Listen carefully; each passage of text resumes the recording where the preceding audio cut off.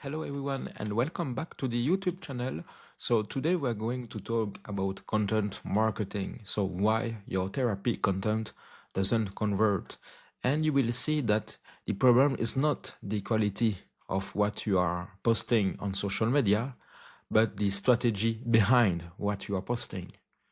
So if you are posting on Instagram, writing blogs, sending emails, and it feels like you are talking into a void, then this video is for you. Because most therapists, as I said, are not bad at content, but they are just creating the content for the wrong people, the wrong stage of the client's awareness. So today I'm going to show you a simple framework that makes your content feel instantly more relevant to the people who actually need you.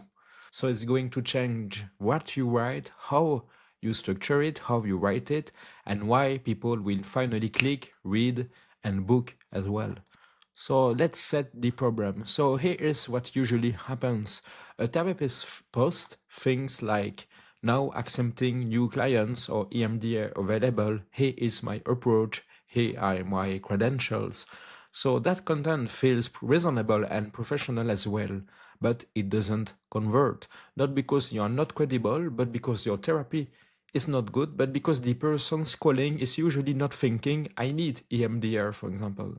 But they are thinking, I can't sleep, I am snapping and my partner, my chest feel tight, or I am exhausted for no reason, I feel on edge every time, or I am fine, I just need to get through this week. So they are not looking for a therapist yet, they are trying to make sense of their experience.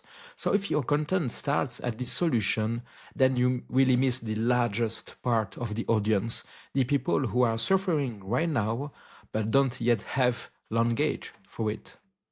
Or sometimes they are not really even conscious yet about it. So let's imagine a simple pathway with only 4 simple steps. So at the start, we have the people who are symptom aware. Then they become pattern aware, then they become options aware, and only at the end do they become practice aware. So when people are on the symptom aware stage, well, they are thinking something feels wrong. Pattern aware is this might be anxiety, burnout, trauma responses, attachment wounds. Then we have option aware, and option aware it is that there are ways to treat this and therapy might help. And finally, we have practice aware. This therapist feels like a fit and I am ready to book a call with him or her. So here is the mistake. Most therapists only publish content for the last 2 steps. And that means that your content is speaking mainly to the smallest group of people, the ones who already decided they want therapy and are already shopping, if I may say. But as I said, the biggest group is earlier, and we forgot them. So they are really the ones you can serve most powerfully with content, because content gives them language, clarity, safety, and your content can even make easy for them to make conscious their problems, because in most cases we know we have problems, but they are quite unconscious. So through your content, you can move their problems from the unconscious stage to the conscious stage, so that they can move on to the next stage in this little visual. And so from symptom aware or pattern aware to options aware, and then finally practice aware. So it's really important to understand that it's not it's not white and black. There are really many steps from a person who's a stranger, a person who is symptom aware, to a person who is practice aware, and there are many steps before. And obviously, options aware and practice aware form the shortest part of this huge group, because the biggest parts of this group of people are the symptom aware and the pattern aware. So let's explore why symptom content is not manipulative. So I want to be very careful here because this is not about hooking people in a gross way. It is not about diagnosing strangers on the internet, and it's not about making promises you can't ethically make. So this is really about meeting people where they are right now. So it's about giving them accurate and respectful language for the experience and then offering a calm next step. So the strategy behind content is that content should become a form of ethical orientation for your potential clients. So you are not pushing them into therapy, but you are helping them understand themselves enough to make a good decision and to see in the end if you are the appropriate fit or not for them as a therapist. So let's explore the first step. So symptom-aware content that stops the scroll. So symptom-aware content is the content that starts with lived experience and not labels.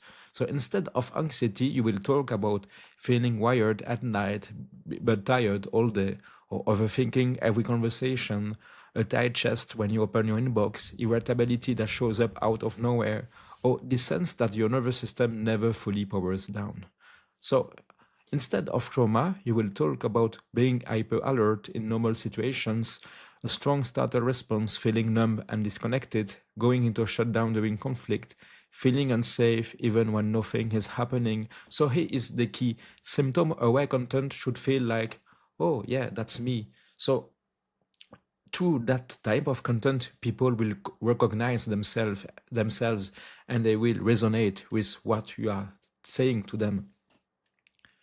And then it should gently do something most content never does, and it should create a bridge. So a bridge from symptom to meaning. So your symptom post doesn't end with book now or book a free call, but it ends with calm clarity, and it ends with something like, if this is familiar, it doesn't mean something is wrong with you. It might mean your system is carrying too much. There are ways to understand this, and you don't have to do it alone. So again, you are not pushing people. You are just giving them a clear and simple next step, and you just give them permission. And in the end, it's them who will choose you or not. So it's really important that we don't push people. We just place that, and then if they want to call you to get some informations to see if you are right fit or not, then it's in it is in everyone's best interest then. So let's explore step 2, the pattern-aware content that gives language. So pattern-aware content is where you help someone name what might be happening without diagnosing them as well. So this is where your expertise becomes magnetic because you translate complexity into something human, into something real, something concrete.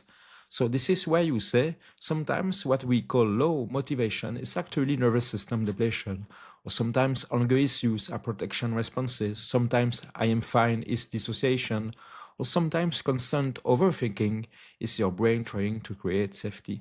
So this content helps people move from I am just broken to, oh yeah, there is a pattern here. So there is an explanation here.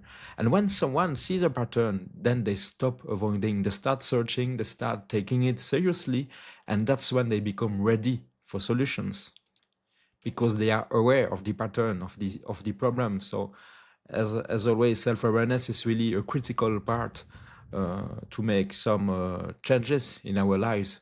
So that's why this step is also really important, because by being self-aware, then you can move on to solutions. Then we have step 3, the options-aware content that removes fear and confusion. So options-aware content is not by therapy, but it is, here are realistic paths forward. So this is why you explain the menu calmly. It can include therapy, but it can also include non-therapy supports, because that's what builds trust in the end. So you're not acting like therapy is the only answer. You're acting like a professional guide. So you might say something like this. Here are a few things that help when anxiety is running your life. Here is what self-support can do. Here's what the GP can help with. And here's what therapy can do that other supports can't. Then you explain therapy in a way that reduces uncertainty, so not hype, not promises, but just clarity. So obviously, this was just a simple example. There are many other examples, but just so that you understand the logic behind this step. So this is really where you answer questions people are afraid to ask. So what happens in the first session, for example? What if I don't know what to say? How long does it usually take to feel a shift? Or what if I have tried therapy before and it didn't help or work? Or how do I know if this approach fits me? So it's also a phase where people might have objections. So when you do this well, then therapy stops feeling like a scary unknown. It becomes a grounded and understandable option for them as well. So it's why this part is also critical to your content marketing success. So I know that marketing is a word that is not really appreciated among many therapists and coaches, but it is what it is. It's just content marketing. But it's why in Therapist Go, I really want to reframe the negative view about marketing, because marketing can really be something very ethical if you do it in a very ethical way. So let's explore the last step, the fourth one, practice aware content that is finally allowed to be about you. So now we arrive at practice aware content, which is the only place where about me content really matters, really lands. So this is where you talk about your openings, your approach, your fees, your modalities, your availability, and the benefits of what you are offering. But you do it as the final step and not the first step, because at this stage, the viewer is thinking, okay, I get it. I think this is me. I think help would help. So now who feels safe? So that's when your here is how I work content really converts here, not when they are still stuck in symptom-only confusion. So many therapists talk about how they are working, their modalities, etc., and it's really great. It's professional, but as you saw during this video, it's only the last step of the process, and before that step, there are three other steps. So it's why it's important to craft and to consider each step, so that you will have a content strategy that incorporate each step, so that your client conversion is the highest possible. So let's explore the content ratio that makes this work. So if you want a simple starting point for the next 30 days, then here is the principle. So most of your content should speak to symptom aware and pattern aware. That's quite logical, as I said, because they form really the biggest part of the group of clients. So a smaller portion should speak to options aware, and then the smallest portion should be practice aware, because the top of the pyramid is always the smallest audience, and the base, really the biggest part of it consists of symptoms aware and pattern aware. So let's continue to make this practical in a calm way. So I want you to track that for 30 to 90 days, but in a nervous system friendly way. So you are not tracking to judge yourself, and that's really important. You're just tracking to learn what your audience responds to. We want to analyze data because we want to make some improvements, we want to make some changes based on data and not based on our emotions. So for every piece of content you publish, label it as one of the 4 stages: symptom aware, pattern aware, options aware, and practice aware. And then you will watch 2 things. You watch which stage gets attention and which stage leads to inquiries. And you will almost always find a version of the 80-20 rule. So a small category of your content that is doing most of the heavy lifting.